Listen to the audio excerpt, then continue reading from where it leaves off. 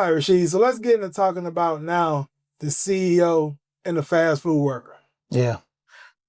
Okay, so you literally have this old saying to where elderly man, he goes and he, breaks down this whole scenario that a young man will sit here with money, marry a woman that works at a fast food place.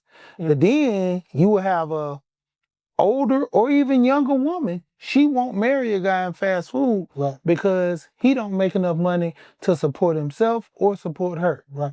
So that's the scenario. And it goes into that same thing to where if a man makes enough money, he can make his woman retire. Well, if I marry you, you don't have to work. Take care of my kids. Stay at home. A woman's not letting a man stay at home, take care of kids. No. Society doesn't push that. Right, so right. Exactly. It's not gonna be a thing. There's sugar mamas, but you got way more sugar daddies than sugar mamas. Right. But coming from that standpoint, just even with the whole aspect of you making enough money, are you really able to tell your woman she can't work, or are you just giving her a better life with better options? And that poses the question because these women, like you said about with Kevin, these men have the money to prevent these women from working, but the mindset of being strong and independent, they want to go to work so they can make their own money, show people that they can do this. Exactly. And that's going to be the risk when it comes down to it at the end of the day, because if he makes the money, do he set the rules? Or if he makes the money and he's giving you a guidance. See, the women, you got to look at it from two sides. If a man makes enough money to provide for the family and prevent you from working, take care of the kids, when those kids get in school, you got to fill that void. Yeah. And just being at home cooking and cleaning, that gets kind of old because when you're changing Pampers, constantly running, I had twins, man. So yeah, it's like I'm up and running with my wife 24/7. When I get off work, it's like, tag, you it. And I'm coming in, Bree always said, man, I'm super dad. I used to come there, I had both twins in this arm, had a baby bag, had a double stroller, and I'm walking around with both of them like that, drop them down with the stroller, put them both in the stroller, pushing them around, that was my job. Yeah. But when it came down to it, my wife, she already had her position, and it was to the point where after the kids were born for a while, I told her she didn't need to work. Health reasons. She didn't work for about 1.5 years. And the family was looking like, oh man, are you guys okay? And I'm like, we good. I'm like, I'm a man, I'm gonna have to do what it takes. And whether if I have to work 2 jobs, 3 jobs, my family's gonna be okay. And see, that's the scenario where a lot of women say, ooh, I want that type of man. But when it comes down to it, if I say, you not working no more, you got, how many women are going to say, oh, he can't tell me what to do? Yeah, that's when you have the big issue. Yeah. Right, Chef. Yeah. Yeah. Yeah. I got you. Yeah. I got you. Makes sense. Makes sense. So your beliefs, Rasheed, pretty much is, if a man is paying all the bills, and by the way, this is my beliefs. I don't believe a man should be covering 100% of the bills unless you're married. That's my opinion.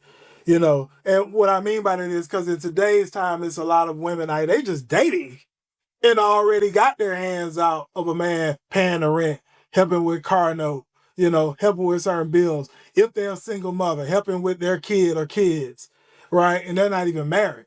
So in my opinion, that's just, what's your thoughts on that, Rasheed? Do you believe that, or do you believe it doesn't matter if they're married or not in terms of taking 100% responsibility of the bills as a man? As a man taking care of the responsibilities, I'm in the corner with you to a degree. When it comes to the bills, I honestly think a man shouldn't pay no bills at a woman's house until they get married. Okay, so we're now on that. There's some things that if you might need help with, if you say you late on the light bill or you need a little money, I'll give you 100 or 2. Yeah. Anything under 500, I got that cap because my thing is this. what was you doing before I got with you? Mm. So if you were struggling, I'm just here to save you. I'm here to help you get out of debt. I'm here to, because on average, I know a couple of people, they get with women, $100,000 in student loan debt. Mm-hmm. $50,000 in credit card debt. Yeah. They've been living off the credit card for so long till they get a man that can breathe. Right. You start seeing, man, this guy's really helping me. He's an asset. But what were you doing before that? You were barely making it every month. You, as the old saying, robbing Peter to pay Paul. I'm taking money off this credit card to pay this credit card. I'm taking money off this credit card to pay my bills. Hopefully they don't cut nothing off. Needless to say, you just basically got in a relationship to get saved. Hello, this is G Bass, Rise of the 1%, Rise Media. We on this Saturday evening about to get ready to knock out some podcast episodes with some individuals here in the city of Atlanta making some big moves. You can see here, look, this is how it goes down. Here when our guests come and sit down with myself, G Bass, other Rise of 1% of Rise Media, to have that conversation, to share the story, share the journey, share what you got going on. So listen, everybody got a story, everybody got a journey, and then you got some things going on, then you definitely can get with us and see if it'll be a fit to be on the Rise of 1% podcast and actually have that discussion with myself. It's going to be a link to a form for you to fill out. You said www.theriseofthe1%.com/pod form. Again, www.theriseofthe1%.com/pod form. It's going to be in this video.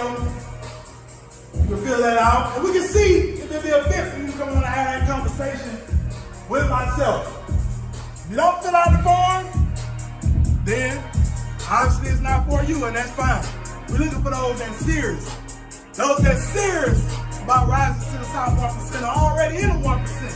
That's what we're looking to sit down with myself right here. As you can see, Rise Media, Rise of the 1%. This is how we get down. And we have a great time and have a lot of fun doing it. So once again, if you're serious, make sure you fill out the form. We'll look over the form, see if it's a fit. If it's a fit, we'll reach out. If not, we won't reach out. We'll just continue to move forward. But with that said, this is G Bass.